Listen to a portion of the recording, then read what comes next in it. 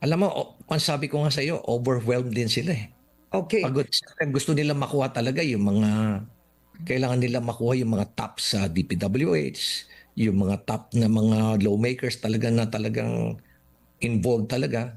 Alam naman namin kung sinong involved eh. Kaya lang problema kasi the issue of really establishing the facts and at the same time providing all the necessary evidence to establish a case, a strong case. Okay. Now, I want to ask you this. There are fears that the ICI will be selective. For example, ang tanong ng ilan, bakit ang Ilocos Norte hindi tinitignan ang mga proyekto doon? Well, hindi naman ganun, Karen.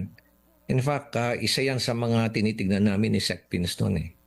Na ang visit namin sa pagbisita sa mga iba't ibang mga proyekto is pupunta kami sa norte, punta kami sa south, balik uli kami sa norte, punta uli kami sa south, punta kami sa Visayas. Yun ang yun ang gagawin naming mga inspection eh.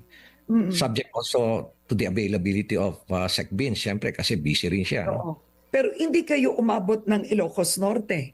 Because I think it would have been, it would have had an impartial demeanor if the first projects to be investigated were the president's province or district, or let's say Congressman Sandro Marcos, because they need to set the example.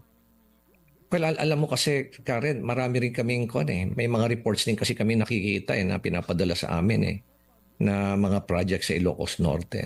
Meron din sa South din, sa Davao area. Meron din. Oo. Sabi So hindi ko, kayo umabot, hindi kayo nakaabot. wala na kasi nag-resign na nga ako eh. Oo, oo. But do you believe that they should investigate those two? Oo naman, kailangan talagang wala dapat entitlement eh. Mismo na nga, sabi nga ni Presidente na walang sacred cows dito eh. Wala dapat kamag-anak, wala dapat kaibig-kaibigan eh. Kailangan talagang to get to the bottom of all of these anomalies eh. Kaya yun ang pinanghahawakan namin na talagang pwede namin gawin lahat ang dapat namin gawin. Basta alam namin na walang maayos without fear or favor. Okay. Because without fear or